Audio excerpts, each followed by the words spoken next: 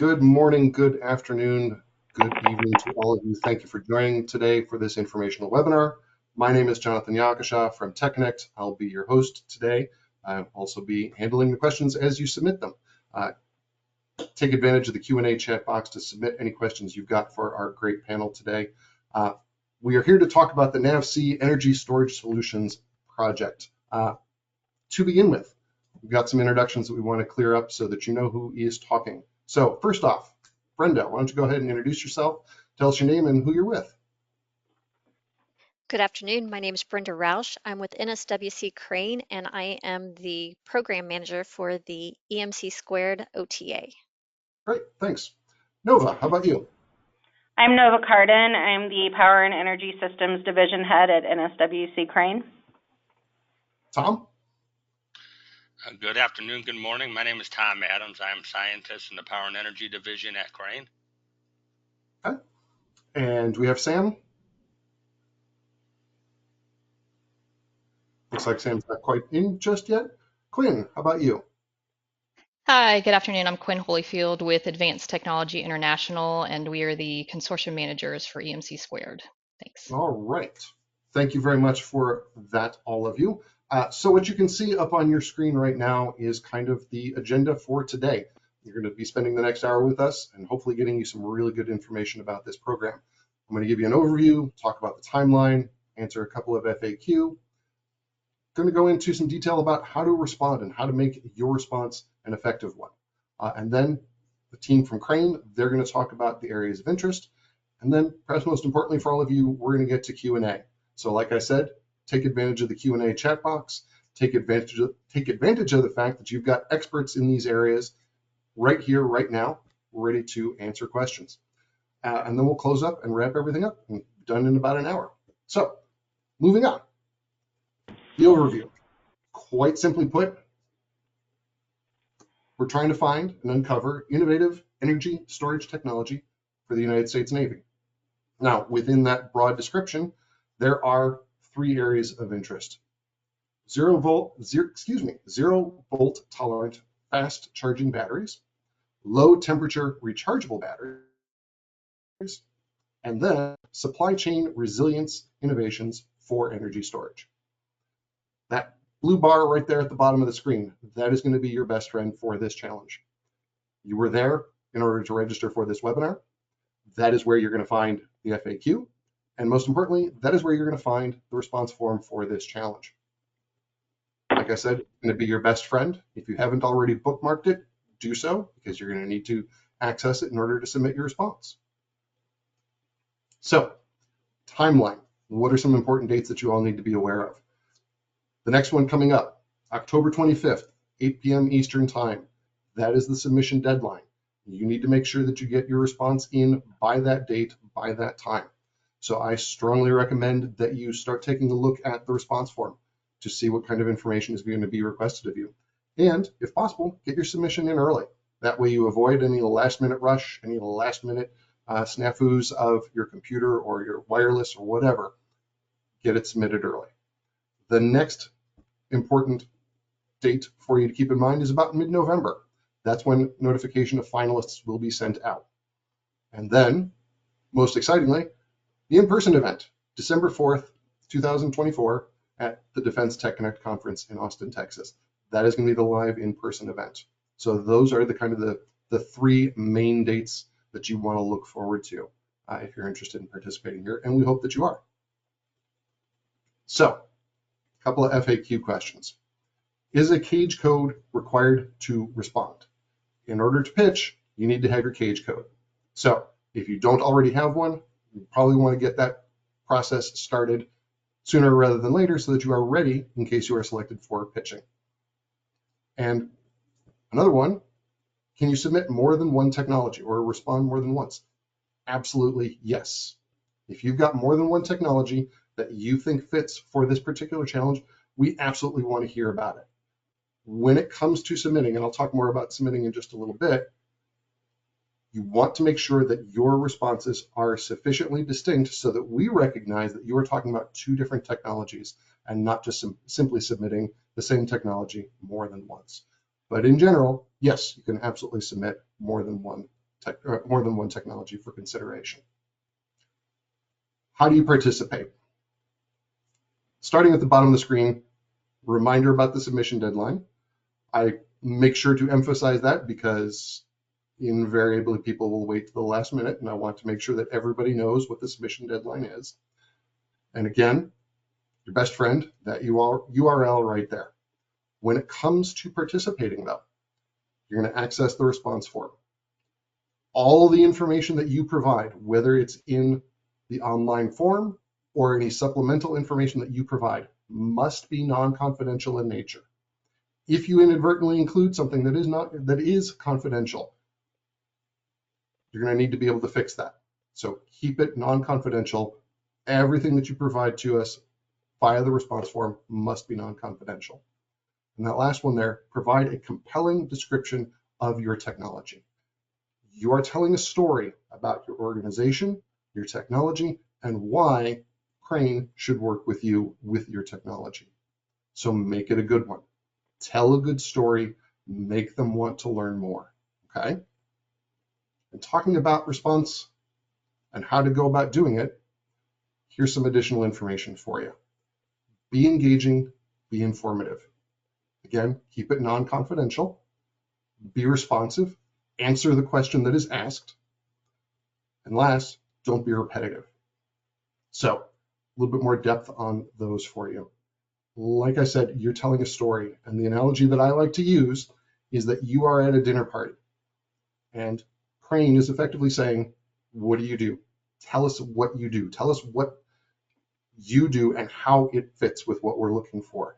So you want to tell a good story, a story that captures the attention, that makes Crane want to learn more, that makes Crane say, we need to find out more about this organization and this technology. Keep it non-confidential.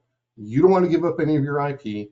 You don't want to inadvertently share anything. So make sure that everything you provide is at a non-confidential level. Be responsive.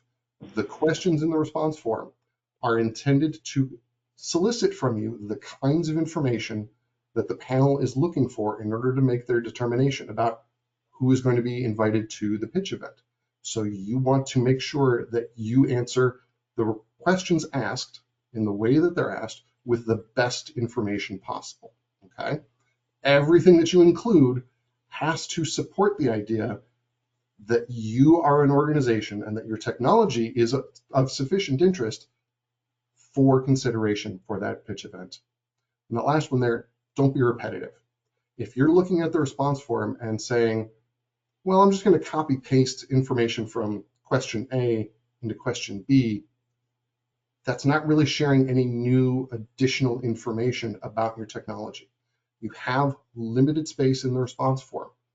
So use that use that space wisely by getting in there as much good, new, different information as possible.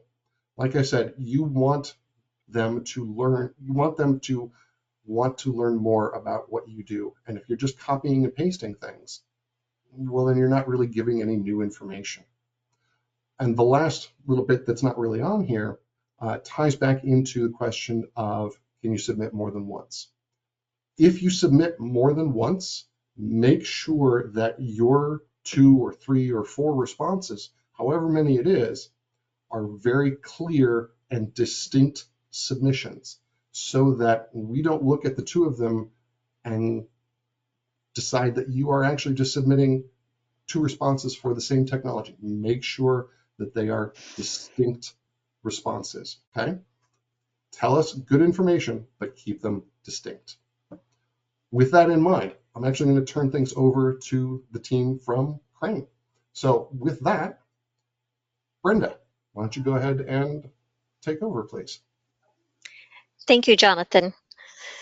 So NSWC Crane is happy to be here this afternoon with you, giving you some more insight. As I talked about, my name is Brenda Rausch, and I am the program manager for the EMC Squared, which stands for Expeditionary Missions Consortium Crane, OTA, which is another transaction authority. So we'll be providing you a quick overview of who is requesting your help here. and what specific NAVSEA energy storage solutions are currently being sought in this event. We have the technical POCs, as Jonathan had mentioned, right here on the call for you to be able to help answer questions and to help give you some more insight. Next, please.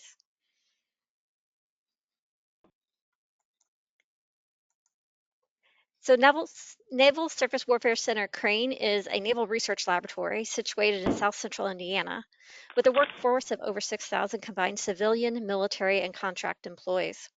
We at NSWC Crane exist to provide the American warfighter with solutions to their toughest technical challenges in order to better equip them with a decisive advantage over our nation's adversaries, providing aggressive research, development, test, and evaluation for reliable real-world solutions. As you can see on here, our mission areas are specifically focused on strategic missions, electromagnetic warfare, and the team that I work for is the expeditionary warfare team. Next slide.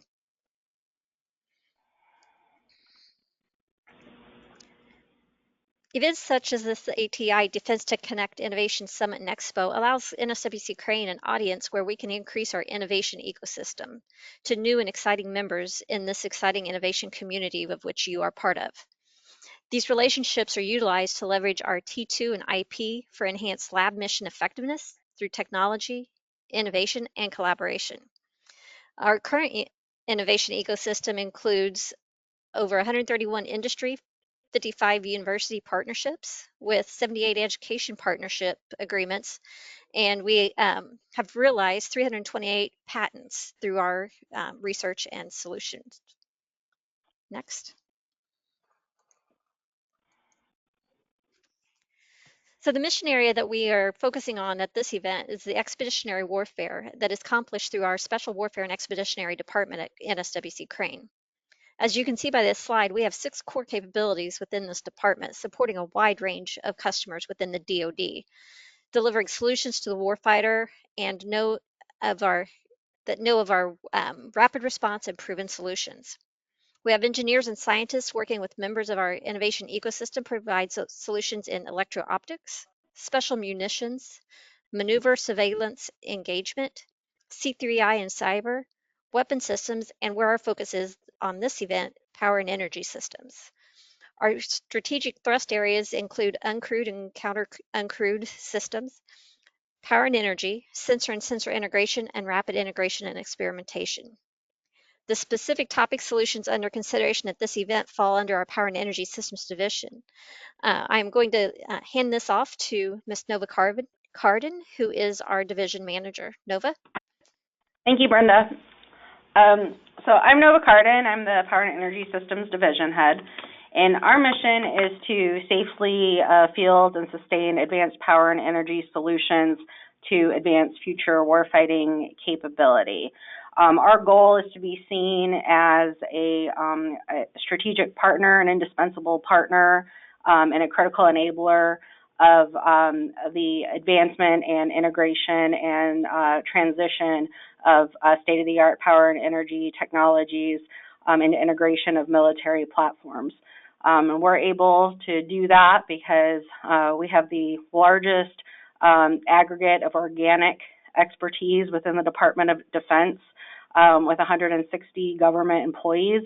We also have state-of-the-art test and evaluation capability that enables us to evaluate and determine mitigations for batteries for the Department of Defense. We provide services across the entire life cycle. We will we do research and development, acquisition, fielding, and sustainment. We are also have a tech agent assignment, so we are play a critical role in the Navy lithium battery safety certification program, both with our expertise as well as our test evaluation capability that we leverage highly to certify new lithium batteries that will be going on military platforms. We cover platforms across all domains, including undersea, surface, space, and airborne and missile applications. And we have multiple acquisition engineering agent assignments and in-service engineering agent assignments. So with that, that's kind of a very high-level general overview of the division. So I think with that, I will turn it over to our first technical presenter. Good afternoon or morning. Yeah, my name is Tom Adams, and I'm a scientist in the Power and Energy Division. Been here for a while, and we're working on uncrewed aerial vehicles and systems. And what we're looking for is near-term technology so that we could quickly charge batteries in 5 minutes or less to at least 90% state of charge, meaning that way it's up in the air longer than it's on the ground, and that way we could use lesser amount of chargers with more drones. So the success criteria that I have outlined here is we would love to be able to do it at the 12C rate, which is in 5 minutes, and to 90% of the rated capacity. So it would just be mostly the constant current charging mode. We'd like to have an energy density of 250 watt hours per kilogram for the overall endurance of the flight, making it much longer. We also want 240 watts per kilogram for power density, meaning there will be pulse loads when it's taking off during maneuvers and such. The operating temperature for both charge and discharge is minus 30 to 60 degrees C, a little bit wider than the typical 0 to 45 degrees C range, but we are looking for the new technology. And cycle life, 300 cycles at minus 20 degrees C at the AC charging rate, the full DOD. And for a cell format, we want either a cylindrical 18650, 21700, or the pouch cells. We want something that's near term, so I know people have been making coin cells, but we want to get a little bit beyond that. And the number of prototypes, I like to have a minimum of 5 and have those delivered to Crane so that we could do an independent evaluation and then share the results with whoever is going to provide those. Next. The next one is the low temperature rechargeable batteries. With the Arctic opening up, along with during the winter, we had buses in Chicago that last winter that they couldn't use them because it was just darn too cold. And then also in space, especially with the space exploration and the lunar surface, we want to see temperatures down to at least minus 80 degrees C. Lower would even be more likable. And especially in remote and terrestrial applications, there's typically not a way to go back and warm the battery or replace them. So we want to do the field and forget where ideology where we leave it out there and it either recharges either by wind, solar, or by some other type of power generation. And the success criteria is at minus 8 degrees C, I like to have 50% retention of the rated capacity at room temperature. Energy density of 300 watt hours per kilogram, that's at room temperature. Operating temperature, wide range, minus 80 to 80 C. This allows us to use it in also much warmer climates too, where the battery will get hot. Cycle life, at least 100 cycles at minus 60. Cell format, the same as the other, either 18650 or 21700, or a pouch cell, less than 2.5 amp hours at, I should have said greater than 2.5 amp hours, but around 2.5 amp hours at 25 degrees C. And I'd like to have a minimum of 5 prototypes so that we could evaluate them at Crane as well. Next.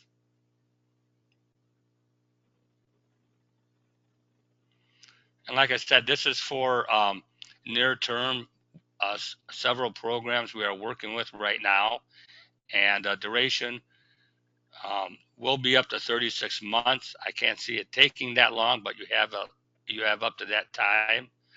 This is unclassified as of right now, and um, anticipated data rights, typical government purpose rights. With that, I'll hand it over to Sam. Good afternoon. Can you hear me? Yes. Yes. Most excellent. Good afternoon, all. So, of the topics that Tom presented, they're fairly specific in terms of what we'd like to see out of them. This third topic, supply chain resilience, is quite a bit more broad. And the reason for that, well, there are several. There are a lot of DoD specialty batteries in terms of types, chemistries, and there are a lot of supply chain materials and subcomponents that are part of those batteries. And it was very difficult for us to neck down into something specific, where we could have a topic, for example, that said, we want this particular sort of a material. So the trick to this thing is these are problems that we would like to solve to achieve a degree of supply chain resiliency. And we're looking for really here new and innovative approaches. It's tough to do something the same way that somebody else has been doing for years and hope to do it better, hope to get something that's improved, hope to do something that is economical and has a long-term chance of business viability.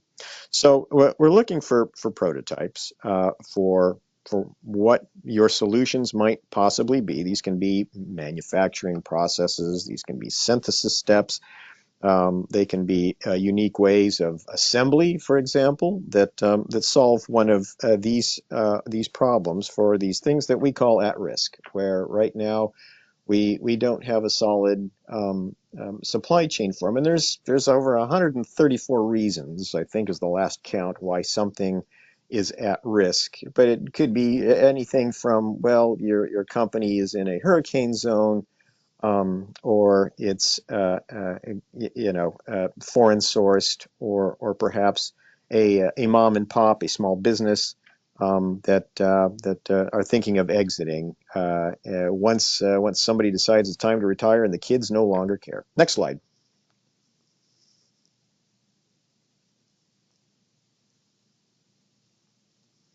All right, so more detail on this thing, and the idea was to provide you with enough of a background where you could decide, all right, do I have an idea that counts? So when we talk about DoD specialty, these are things that you can't go buy at Walmart. These are not only primary, non-rechargeable batteries, but reserve types, certainly the rechargeable ones. And we thought to include some of the other emerging technologies and some that have been around a while, like supercapacitors or ultracapacitors, whatever you prefer to use there as a term, but fuel cells and some of the hybrid combinations of these things that provide us with capabilities that we would like to have. So when you look at that as a kind of a broad upper field, once you get down to the nitty gritty of what's in them, you don't have to solve the entirety of the problem, but if it's a thing that you can solve one aspect of, that certainly has merit. So your proposals, can describe suitably what you have and what you are thinking.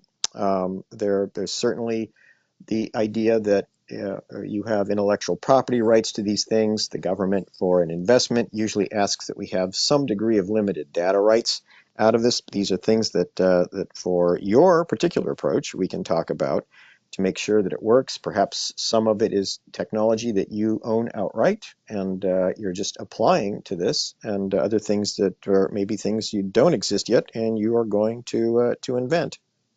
Next slide.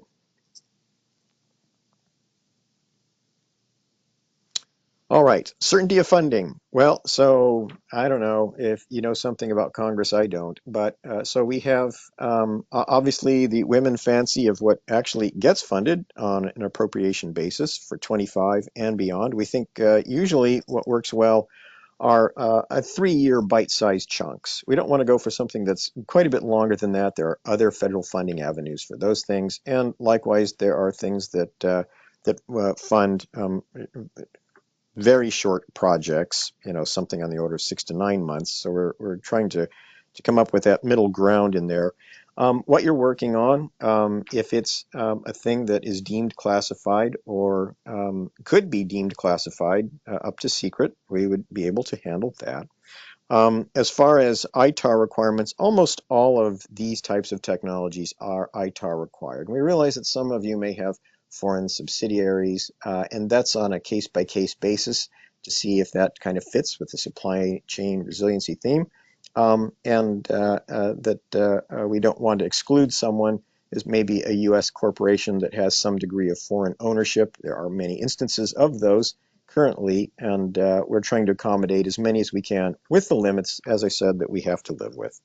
And for the most part, we'd obviously prefer a U.S.-owned company with all U.S. citizens, but the reality is that there are a lot of variations in there that can work out. I think that's it for those slides. Next one, please.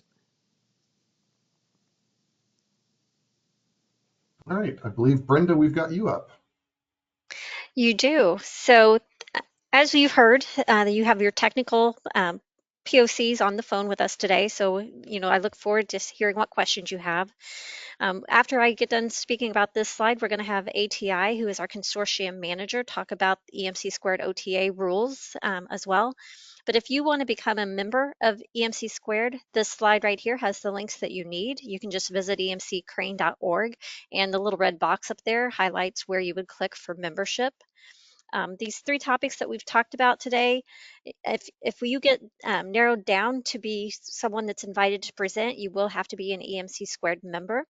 And as was discussed, the funds are not exactly in our hands yet due to the 2025 budget CRA. But there is the potential for an actual award on this.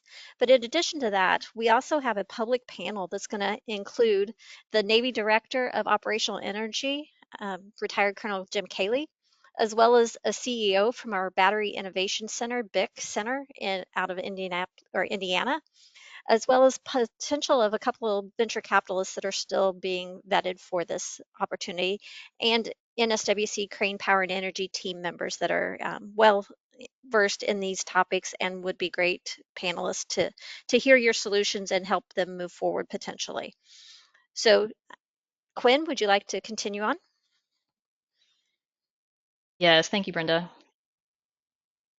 All right, thanks, Jonathan. Yeah, so once again, Quinn Holyfield with Advanced Technology International, and we are the consortium managers for EMC Squared. And basically what that means is we kind of serve as the conduit between you all, industry, academia, and Crane, the government. So Brenda kind of covered the why behind EMC Squared, and so I have two slides here that I'm just going to cover some of the basic guidelines for becoming a member of EMC Squared, which is a requirement to present in December. So the good news is membership is free, and not only does it allow you the ability to potentially present in December, but it also gets you access to any other of the solicitations that Crane is seeking solutions for in support of expeditionary missions. So there are other opportunities as well by becoming a member. And so one thing I want to note, I know Brenda covered it a little bit, but because EMC Squared is an OTA, any project awarded under EMC is executed under the guidelines that are laid out in the Title 10, U.S. Code 4021 and 4022 OTA authority. And so these three topics that we've covered today are specifically under the 4022 prototype OTA authority. Next slide. All right, so what are those requirements to join? And so here's the same link as Brenda mentioned. So another good one to bookmark. If you go on that website, it'll provide in a lot more detail these same membership requirements. And also on that website too, you can find the consortium management agreement and read through that, and it'll cover this in more depth. But basically, bottom line, to become a member of EMC Squared, you have to be a US-based firm or institution organized or existing under the laws of the United States. And so this is specifically referring to the prime companies. So if you have any subs that you are planning on working with, subs do not have to become members, but a prime does. And so that prime company has to be US based. The second one there is you have to maintain an active DD 2345. So this is a requirement to join, and you also have to be a US-based firm in order to get this as well. And one thing to note there, and one of the things that we come across time and time again, and just to hopefully help you along in the process, is please make sure that the name and address on your DD2345 matches what you have in SAM.gov, your cage code, and JCP. So we often find times where a company has updated their address or the name of the company has changed, and so you do have to get an updated DD2345 so that those match.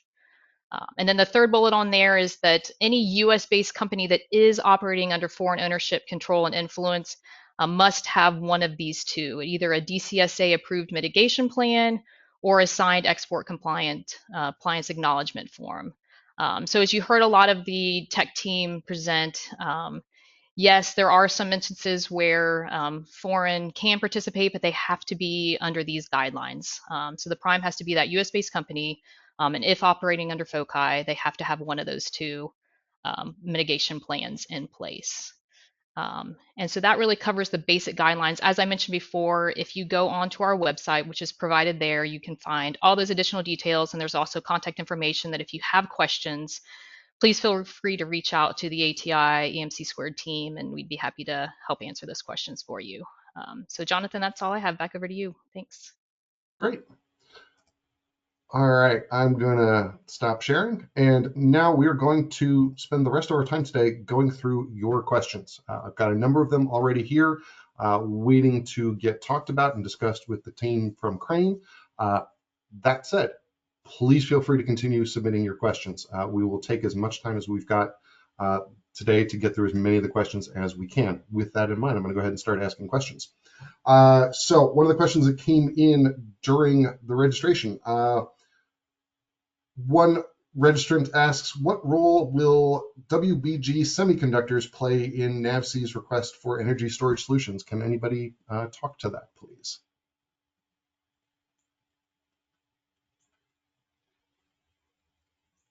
The question on semiconductors is one that so when we look at Crane, big place, and we've got a lot of programs who have different levels of interest.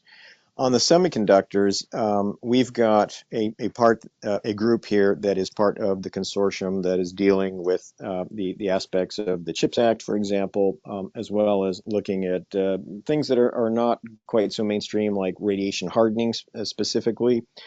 From the battery standpoint, where we live, battery management systems are a part of our lithium batteries in a way that is tied not only to their proper operation, but very much to the Navy safety certification process. It's NAVSEA Instruction 9310. You can look at that on the web if you like. And the BMSs, we're working on the battery management systems, which can be varying degrees of complexity. They're all electronics oriented, that will have to adhere to some guidelines for BMSs that are in development right now as requirements. And there will be again, from my standpoint, a supply chain resilience piece to this. Obviously, we have a great dependency right now on foreign components. So there's probably a discussion to be had there that's a little more specific, but that's kind of how you would fit in it. We'll call it in a generic sense. Okay. Another question that we got, what about usage of HTS magnets for superconducting magnetic energy storage? Would that fall within your scope of areas of interest? On the superconducting, Navy again has kind of a unique interest in that. We use it for, we're one of the first of the DoD to use superconductors for things like degaussing ships. So yeah, an entire ship. And there's a group within the Warfare Centers that work with it. We realize there's some adjacencies out of it. Our work, at Crane, we're the largest power and energy group in the DoD, and we work with our partners in the other services. And there have been several development efforts to look at this sort of a new approach to energy storage for some of our partner organizations. And if there's again, from my topic specifically, if there is a supply chain issue associated with it, then that's potentially a viable option. If there's something, let's say, other than the obvious, and that is the rare earth element piece to this, is most of them have some one of those elements in their mix for a superconductor. We are part of a larger Defense Production Act of Title III, and other investments that have been made to onshore the rare earth elements. But if there's something of a side piece to that, there's probably a conversation for which angle specifically on this type of energy storage, which is new and is promising for certain applications, but not one that we use currently. Okay. So Sam, I'd like to just chime in on both of those two opportunity questions that were just asked. So this EMC squared OTA is one vehicle that contracting uses at NSWC's Crane, but we also use broad area announcement, or BAAs. So you can go out to sam.gov and look up the NSWC Crane BAA opportunities, and then you could possibly provide your solutions that you're proposing today that maybe don't fit our topics here that we're addressing in this venue. Over. Great. And actually, for our Crane presenters, if you wouldn't mind coming back on camera if you can when you're answering a question, just so that people can kind of put a face with the voice. One other question that we got during registration: at some point in the future, are you going to want a 0 fault tolerant, low temperature storage option, basically combining those two areas of interest into one? Is that something that you see on the horizon? Yeah, that would be a viable option, and I want to keep the low temperature separate, because it's got different applications. But yeah, a 0 volt technology does make the ability to control the voltage of the battery much easier, similar to a capacitor, especially on the lower end, and also for logistics and storage of these batteries or these energy storage sources. It makes it much safer as well. So yes, that would be a viable option. Okay, great. Thanks, Tom. Our next question is asking why submissions are kept at a non-confidential level, and if it's non-confidential, how do you go about describing yourself effectively? And I'll take that one. First off, logistically, it would be an absolute nightmare to establish confidentiality agreements between all of the administrators for this opportunity, as well as all of the respondents for this opportunity. So it would just be impossible to do that. In terms of describing yourself competitively, you're going to want to talk about what your technology can do, the performance that it can achieve. Tom and Sam talked about the kinds of performance that they're looking for. Don't talk about how your technology achieves that kind of performance. It's one thing to say, we've got a novel chemistry that works down to 150 C below zero. Okay, well, that's great. You've told me about your performance. If you go into talking about these are the kinds of things that go into my unique chemistry that enables it to operate at that low temperature, that's really getting into the enabling information about your technology. There you focused on how your technology achieves that performance. So you want to talk about what your technology can do, the performance it can achieve. That's how you're going to differentiate yourself versus other technologies. So I hope that answered your question there. Next one. Right.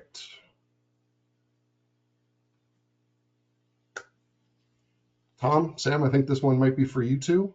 We have a 0 volt tolerant and fast charging capable battery, but the energy density is moderate. High TRL. Is this something that would be of scope and of interest to you? Yeah, and what they mean by moderate, how moderate, but we are going with the most that we could get right now, and there has been research done where, especially with the 0 volt and fast charging, they have been able to get like the 200 to 250 watt hours per kilogram. I'd like to extend that up to 300 if we could get it. So if there's something that they could do to get it to that point, that'd be great. Okay, so moderate now with a Potential for with a pathway to get to more impressive storage later. yes. If they have that path in mind, I'd like to hear it, and I would consider it. We could have a conversation about that. Sure. Great, thanks, Tom. Okay. This question, pretty common question, and I think I know the answer. The question is, what's the minimum TRL that you guys are looking for? I'd say the minimum TRL would be about a 5. Okay. We don't, on the supply chain resiliency, have, and I'm sorry, I'm having trouble with my camera here, but I'll have to post a picture so you can identify me in a police lineup. The idea is that if you have a concept, it's a risk and payoff sort of a calculation where it's low TRL. Obviously, there's a people will say, well, there's TRL -2 where things are kind of vapor more so than they are real. That's probably too low. But if you had an idea that's particularly compelling in terms of its payoff or its ability to give us something that we don't have, we'd probably at least listen to it. TRL 2 or 3 then might be the lower end there that we would go with. But that's a very generic number, and it would really depend on the specifics of what you've got. Great. Thanks, Tom. Thanks, Sam. Excuse me. I don't know what that loud boom was that you may have just heard over my speakers there. Sam, I believe you addressed this a little bit ago. You said that capacitors could be potentially of interest for you? You bet. In terms of manufacturing of ultra caps and super caps, a lot of that is done with some degree of a supply chain that is a problem for the Department of Defense. And certainly, though the benefits would extend to broader than the DoD, that we would be able to solve a problem for us, again, speaking from the DoD standpoint, that would also benefit maybe some other sector that is not impeded as we are with supply chain problems. That is certainly acceptable. So it's under the category of a dual use technology where we both use a common theme, and if we can fix it once for everybody, that's acceptable. Okay. Tom, I think we're going to put you on the hot seat next. Can the Navy use larger cylindricals as well, such as 3214 cells? Yes, they can. And I also want to clear up too that it's just not for batteries. We are looking at capacitors. If they could do the same function as a battery, we're open to that as well. Great, thanks. Okay, I'll get to the next one here. You guys are throwing in questions fast and furious, so give me a moment to get back to where I need to go to here. All right. Here we go. Are there battery chemistries or approaches that are specifically not of interest? I'm not going to identify or prohibit any chemistries that are prohibited. Of course, we would like to stay away from, mercury, cadmium, those types of chemistries, because they not only supply a risk, but also a safety as well and health. So, we're not prohibiting anything. And if somebody is proposing, if they're proposing nuclear, if it could be contained and made safe, it would be part of an energy storage solution that I would like to consider and hear about if they had a path that can meet the requirements. So yeah. It goes the to main point right now is, can you actually achieve the desired performance, less so how you're going about doing it, what chemistry you're using for it. Yeah, I'm not. I want to leave that open to. I mean, I don't want to tell them how to make it. I want to leave that open to the proposers. Sure. And Sam, I I'm think you were open. about to chime in. It goes to the business case. Certainly, there are prohibitions for certain systems, things that go on submarines, for example. We'd prefer not to release some chemicals if something bad were to happen. Really, there are costs associated with handling just from EPA and OSHA compliance. Hexavalent chromium, it's the usual list of things. Methylene chloride, is a recent one that got added. Certainly, asbestos has been on that list. If you have one of those, it would behoove you to talk to us first before you put a lot of work into a proposal, just so that we could see if there's a way for the application to at least the government usage side of it to be acceptable.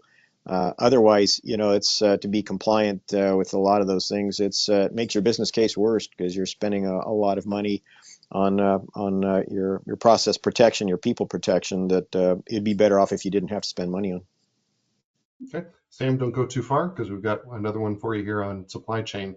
Has the DoD already identified all the pertinent supply chain issues and associated risks, probabilities, and impacts? Are you interested in proposals that focus on the analysis of the supply chain as opposed to, the actual solution for a given problem? So that is one that we had kind of skirted around with other proposal calls, and there's a piece to that I think is legitimate. Certainly, there has been a lot of work by a number of entities in trying to get our arms around what the DoD battery supply chain resiliency and certainly other electrochemical energy storage media problems look like.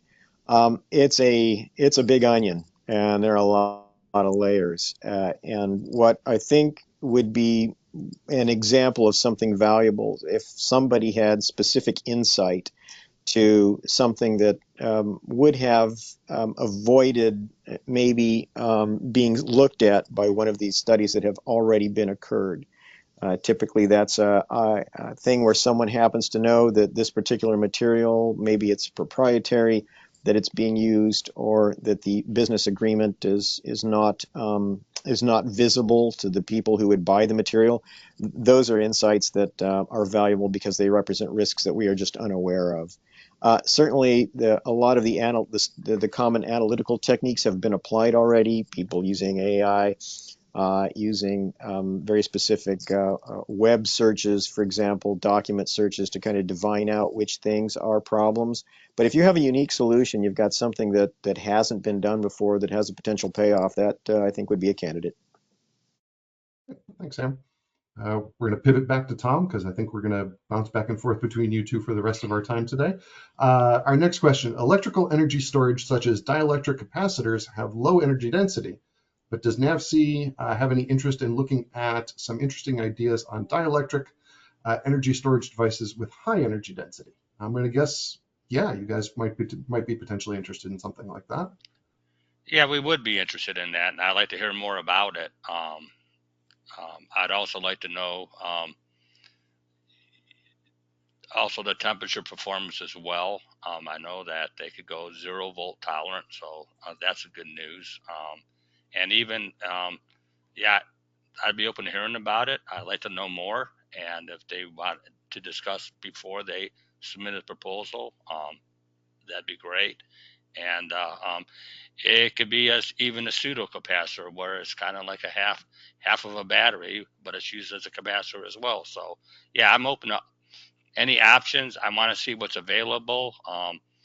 I have in the last year, I have looked at different types of energy storage systems that could handle what we're looking for, and I've seen a lot out there, but a lot of it there's no data with it. So yeah, I'd like to hear about it. Okay. Tom, Sam, grab a drink of water because I think this next question is going to be either for Brenda or Quinn. If a proposed tech solution has received government funding previously, Is that a disqualifier?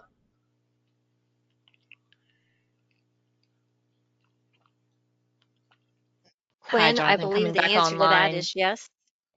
Yes, that is a disqualifier, unfortunately. All right. Thank you, Quinn. All right. Just get to our next one here.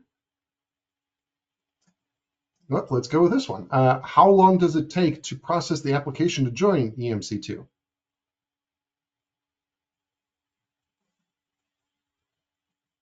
Joining back on here, Jonathan, sorry. That's okay. So that depends. I mean, it depends on if you already have your DD 2345. If you do not, that process can take days or weeks. But once you have all the information that you require, the DD 2345, and you filled out the form, we can get you processed within a week on our end. And so anybody that is interested in participating and is otherwise eligible to, would you recommend that they get started on that DD 2345 process sooner rather than later? Yes, absolutely. I would not wait till you get notified that you're going to be a presenter. If you are interested, then I would go ahead and start the process now. And like I said, the benefit is even if you don't get chosen to present for this topic, there are still other solicitations that Crane releases that you would have access to as well. Okay, great, thanks. All right, let's take a look at this one. Okay. I think this is a question from somebody who's taking a look at the response form itself. What is the difference between vetted programs and awards, and the next box, awards and contracts? Brenda, Quinn, I think that might be a question for one or both of you. But in the meantime, I'll take a look, take a stab at answering that. Brenda or Quinn, if you have anything that you want to add in, please feel free. For vetted programs, those are programs that you have already reached to, entered into a contract agreement with somebody for a long-term collaboration with them. You may, whereas the awards, you may, I am answering the wrong question.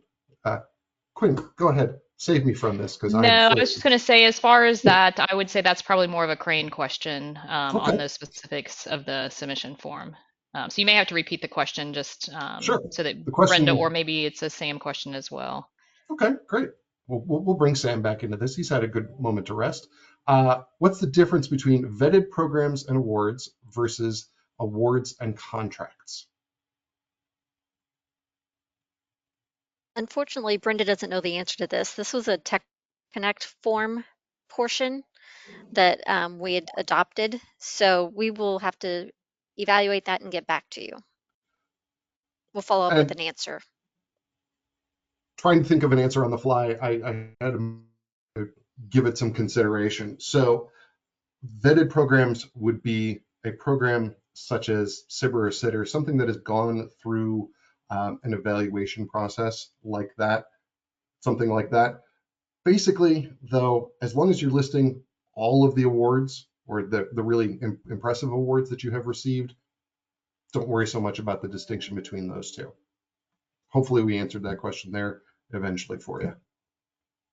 Great. To our next one. We've got just about 6 minutes left in our time. You guys have got a ton of really great questions. We probably won't be able to get to all of them, but go ahead and please keep submitting them and we will get to as many as we can. Right.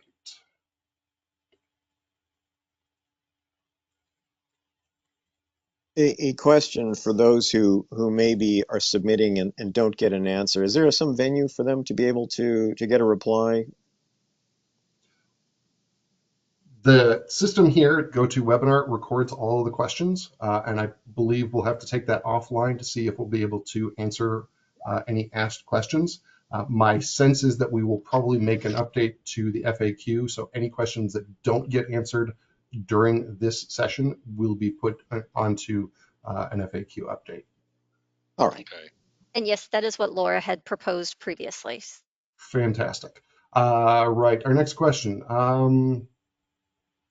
I'm going to guess that the answer is no to this. We have a question asking if there is an interest in preservation of biofuels from bacterial degradation. going to guess that the answer is probably no, that doesn't fit within the scope, but please tell me if I'm wrong. Not on the projects I'm looking at, no. And probably not either on a supply chain resiliency thing. Again, we're looking at kind of a high level description here. I suppose if one could pose that a certain way, you might be able to, if depending on the innovation that's being proposed, you might be able to, but as it's read there, no, it would not seem to fit. Okay. Next one here is for me. An individual is asking about the optional attachment, the 2-page PDF attachment, whether it's intended for supporting figures or if it should be used as a 2-page white or technical paper. Really, that's a question for you to decide. You can use it how you see fit. If you have images that you think are supportive of your approach and you want to use that attachment that way, go for it. If you've got a 2-page summary that provides additional information for your technology, for your organization, go ahead and use it that way. The attachment is an optional piece of information, so we're leaving it up to you to decide what is the best path for supporting your particular technology and response. All right, we've got time for maybe just one more quick question in the 3 minutes or so that we have left. All right.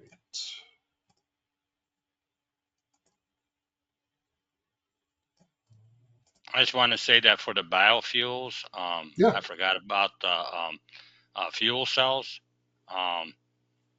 If they're developing for, say, a fuel cell, something close to that, that would convert it to electricity, that would be something that I would consider if it met the success criteria that I stated for the two 0-volt technology and fast charging and low temperature battery. So Great. All right, our final question before we wrap up today. Would a novel process for producing battery-grade graphite anode material qualify for this program? I think that might be a question for you, Sam. So we are trying to distinguish between the DOE investments, the bipartisan infrastructure law, and what the DoD is focusing in. And we have a degree of alignment between them. There are, as was recently announced, a number of graphite, both synthetic and natural, projects that are underway that were funded by the Department of Energy that the DoD hopes to leverage. So if you were going to propose something specifically along those lines, it would have to distinguish itself in some figure of merit that matters from those other efforts that have already been funded to do something that sounds similar where we are right now. So it's a what's the innovation and what is the differentiating factor that may or may not make that a suitable proposal. Okay, great. With that, I'm actually going to stop asking questions because we are just about running out of time. We have not run out of questions, but as I said previously, we will get that additional information to you all via an update on the FAQ, so keep an eye out for that. I'm going to wrap everything up by saying thank you very much to all of our panelists today. We definitely appreciate them taking the time to talk with you all. To our attendees, thank you all for signing in and listening to all of us talk for the past hour. We appreciate you taking the time today.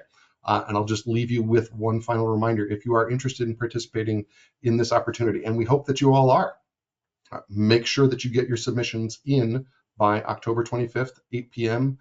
Eastern time. Make sure that you get it in, take a look at the response form, and get your responses submitted. Thank you very much once again, everybody. Have a great rest of your day. Bye. thank you. Thank you all.